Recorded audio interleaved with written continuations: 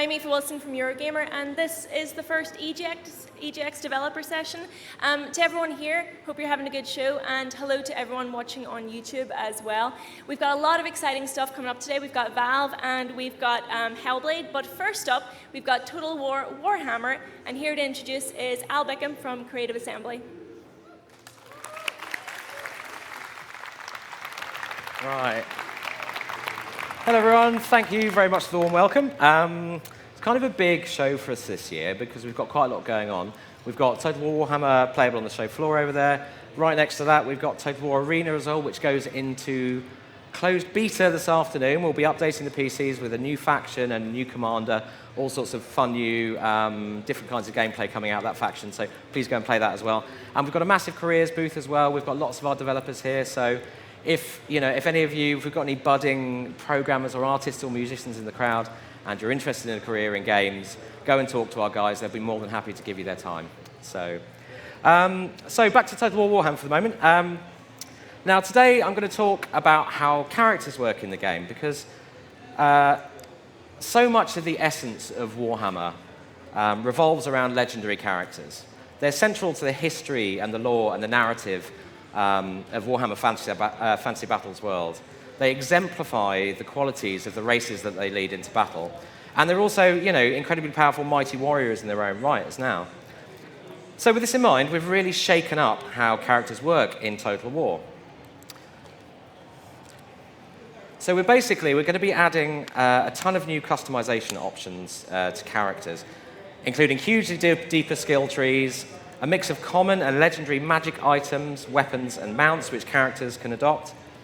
And many of these magic items, including battle standards, I'm pleased to confirm, will come as rewards for victory in battle and then can be equipped for future battles and then used in the battlefield. So our characters are essentially split into 3 types rather than 2 now, and this is kind of crucial to the way it works. So looking at character types, the first one is the Lord. Now, Lords can do a number of different roles. So one of the primary uses, of course, is that they can act as generals. They can lead armies into combat.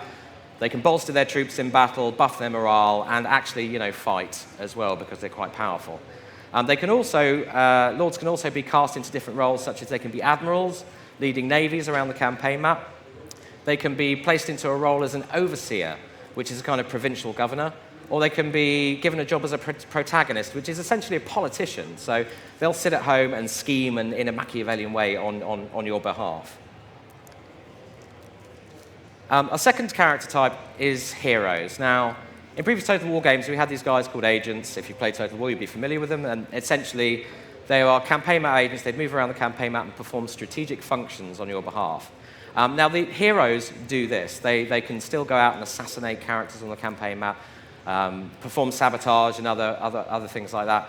But they're also incredibly powerful in battle, so we're actually bringing agents to the battlefield now. You can combine combine a hero into an army, and they'll appear in the battlefield and fight alongside the troops there.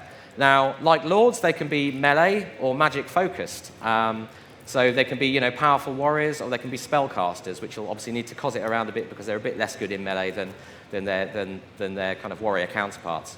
And they're, of course, going to have great deep skill trees as well, with loads of abilities to unlock and active abilities to use in battle.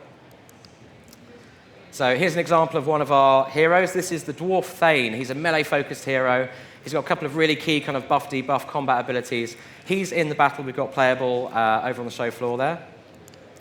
And this is an example of a hero from the Empire. This is a warrior priest who I bring up here because he's quite intriguing to role sort of function in your army because he's a melee character, but he can also do some spell casting as well. So, he's really interesting, option to recruit into Empire armies.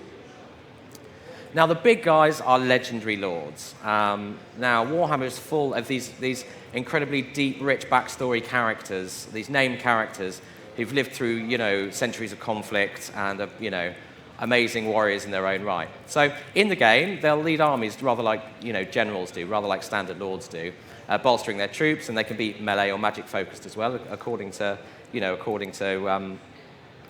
their focus. And this is an example of one here. This is Thorgrim, Grudge bearer. He is the High King of the Dwarves. He's also in this battle here. He's the guy on the left on the giant throne, if that wasn't obvious. And he's carrying the Great Book of Grudges, or the Damaz Chron, which records all the slights against the dwarves throughout the ages.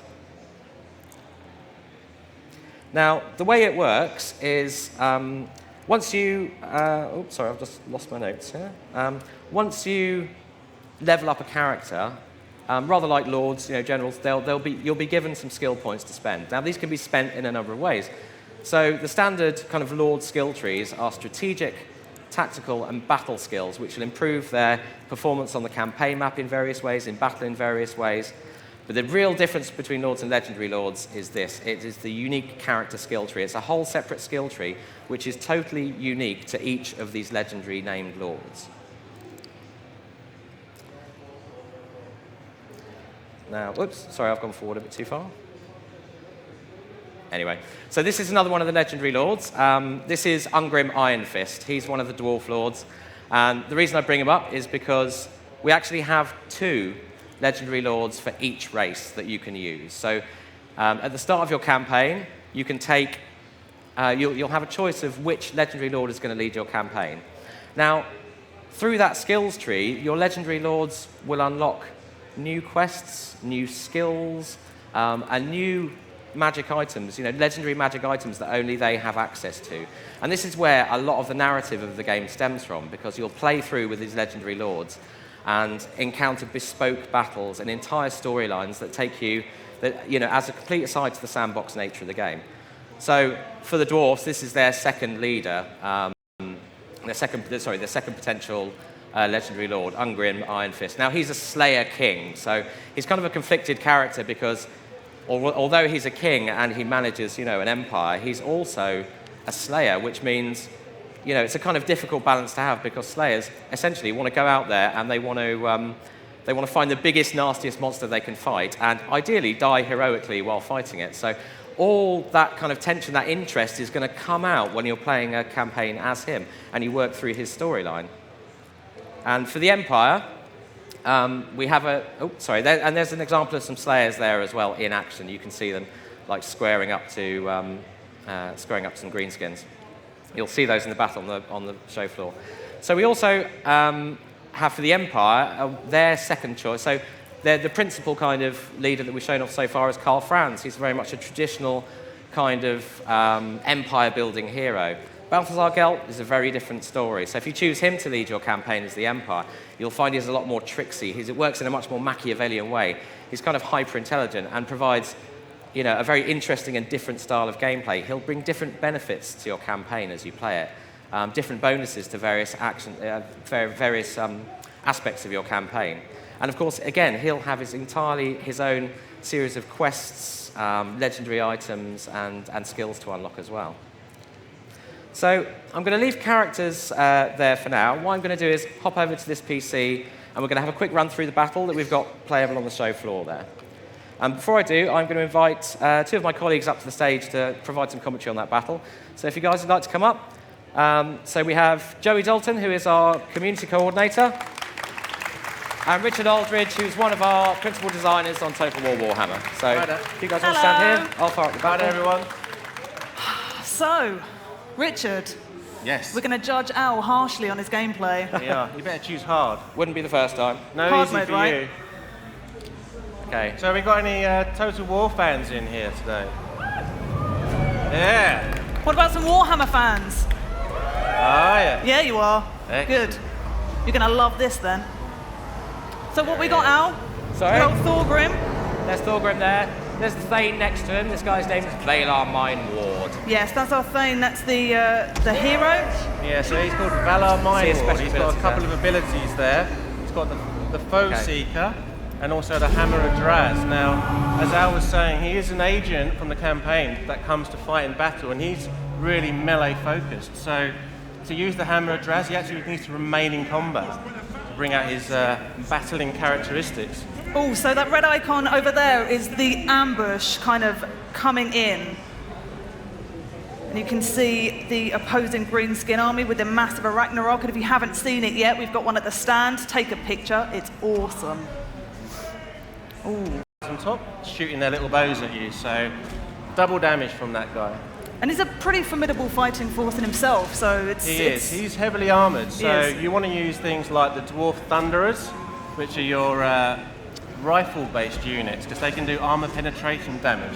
That and the Slayers as well, because they have anti-large. And if you're not kind of familiar with Warhammer fantasy battles, it's useful to keep an eye on that info panel on the side, on the left-hand side there, so you can just see what special abilities they have and what they're going to be good against. Yeah, so ours is making use of the Iron Drakes there, which are an elite unit. They're from top to tail covered in Gromil armour.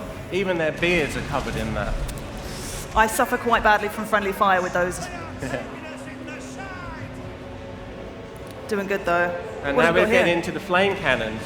So these can do incendiary damage, which is really good against things like trolls to stop their regeneration properties.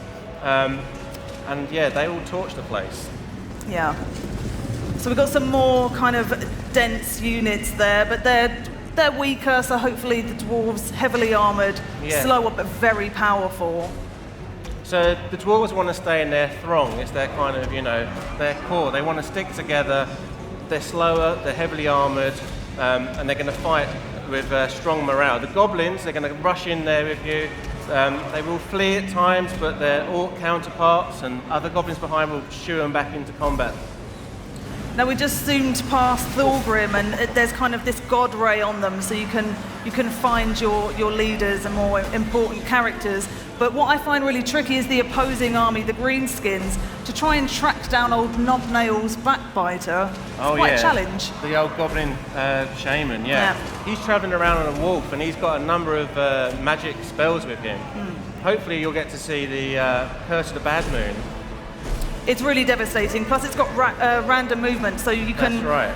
If you're playing as the greenskins, you can hurt yourself as much as you can hurt the army if you put it in the wrong place. So you do have to be careful with magic. The reason why we say hope to see it is because this is all AI driven. So there's no scripted content here from what you're seeing with the greenskins. It's making use of this new rectangular battlefield, so the goblin spider eyes will like flank you. What have we got going on here? More burning. Ooh. Yeah, it's not a traditional kind of square battlefield either, because this is a subterranean for the first time in Total War. You've got this kind of corridor, so the ambush is coming from all areas, and Al has to be very careful. So Al's making good use of the... Oh, here we go. Oh. So, attack from the rear, the trolls. And Watch a out for giant... them. He has a very realistic belly jiggle. It's actually motion captured on my own stomach, and it was a great day in the studio. We had fun. Get in there, Al. Yeah, get stuck in there. If you focus in on the trolls, they've got a number of nice attacks. They'll kick you between the legs and then they'll puke on you. Oh no. The Slayers are in there kind of chipping away. Yeah, the Slayers are brilliant because they're going to fight to the bitter end. So, like Al was saying, There's the sick. they will heroically die for you. You will get to use every last one of them. They won't rout. Yeah, so the giant has some kind of quite a few special abilities, and so on the side to the left there, that's where you can see the special abilities pop up, and some of those are kind of cycled into the combat movements. So the giant is a good example where he's got things like Stomp and Yell, which are tabletop rules. They're actually built into his standard battle mechanics, so they're weighted that you'll get to see them on a reasonably often basis, but not too often. There you go. There's some troll puke. Beautiful. Beautiful. And our Mohawk dwarfs, the Slayers. There's a flame cannon at work. And then we've got some good range. some goblin doom divers coming in over there. Yeah, the Doom Divers were, when we were at Gamescom, we did the presentation for the Battle of Blackfire Past, and we could actually control manually the Doom Divers. And in the end, I got really good at it and did some barrel rolls. It was a lot of fun. But they do some pretty good damage and some good range. Yeah, they've got a little as bit well. of an aftertouch effect on them. So when you get to control them, see them come in. it won't be just picking a target and letting them hitting it. You'll have to work to get that strike on them. Al's air support has arrived. Oh yeah. Yes. Gyrocopters. Tell me a bit about the gyrocopters. So gyrocopters are great. They've got two weapons basically that they can use. They've got a steam gun on the front, which will be used to push your troops back and kind of slow them down, give you a bit of breathing space. But rather than just the old-fashioned Total War lines clashing, these guys can negate that and fly right over the top. So hopefully in a minute, you'll see our make use of the bombs that they come equipped with. So those yellow triangles at the bottom there, you have to be directly above the unit in order to drop them. There's no kind of range there, so... Here we go. Yep. And over there. So you got to pick your moment. It's a little bit of a mini game with a special ability button down there. Come on now. Oh, yes! There you go. Nice. So that can be highly effective against goblins because their morale's poor. So if you can disturb one unit, it can have a knock-on effect onto others. So there's old Thorgrim on the throne, and there's the Ragnarok coming into play, and he's also got some pretty nasty moves. I particularly like when he pierces an enemy, pops him in his mouth, and then spits out its weaponry. That's one of my favourites. Yeah. And as you can see, the artists have really gone to town here, adding in magic mushroom fields and thundering great waterfalls, dropping off into chasms on the right-hand side. There you go. So the big creatures have got some special combat there as well, like Joey was saying. But the more standard troops now don't use the synced animations. They get to now charge in and fly through the air and clash and crash into one another and create a lot of impact. Al's doing pretty well. Al, have you used any of Thorgrim's special abilities? Sorry? Have you used the ring, Al? Yeah, I used the fiery ring on the Ragnarok just now. Oh, brilliant. Yeah. And Thorgrim has also got a magic potion with him as well, so if Al needs to give some hit points back, he's got that option. Yeah, that's also new. I think with these kind of battles as well, you can drop items and then use them. There's some one-time usage. I think the potion's one of them. Yeah, that's it. Yeah. Yeah, so this being a quest battle, one of Thorgrim's quest battles, he will be able to unlock legendary items for over the course of them, and then customize his character accordingly. So it could be weapon, could be armor, health potion. There's a whole variety on offer. We're sending in the Gyrocopters to tear down the Doom Divers. That's it, lovely. It's a wise choice. Doing all right, Al. You're doing all right. Now, where is the Goblin Shaman? Giant is slain. Is he slain? Yes. Sending them in. Oh, doing a sneaky move around the side. Still got those Doom Divers coming in though. Use the potion, Al. Give him some health back. So we've got quite a wide range of Dwarven units here on offer. You've got things like the Dwarf Warriors, which, along with the Quarrelers and the Thunderers, are kind of the starting troops of your Dwarven campaign. We've also got the Slayers and the Iron Drakes, which are your more elite units. And then you've also got like your Longbeards in there as well, which are veteran Dwarf Warriors, which have got great axes, so they're ideal for taking on people with armor and laying waste to them. And as the name suggests, the longest beards you have ever seen, practically brushing the floor with them. Yeah. It's amazing. And you've got 4 of the very best actually holding up Thorgrim's Throne of Power. And he's still going. He's still live. Doing all right. The Dwarves are also extremely well equipped with artillery pieces. So you've got the flame cannon in this battle, and you've also got the organ gun. And the organ gun, like the Thunderers, does armor-penetrating damage. So ideal for taking on Black Orcs and Ragnarok spiders and so forth. Yeah, well done, Al. Oh, that was really tough. All right. Well, I hope you've enjoyed that. Okay. Yeah, you can play this yourself at the booth, and if you win on hard mode, you get a T-shirt. So let's see how many we give out. Yeah, come get some. Come on then. So I think we've got time for a very quick Q&A now. So we've got about 10-15 minutes. Now, there is a microphone down the centre of this aisle here. If anyone has any questions, please queue up at the mic and ask away. Oh, that was...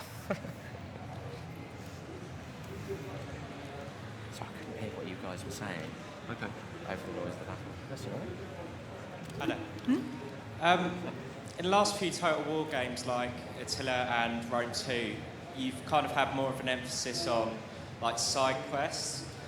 But in Warhammer, it seems like you're focusing on proper like main quest line missions. Is that something in particular that you wanted to focus on, or?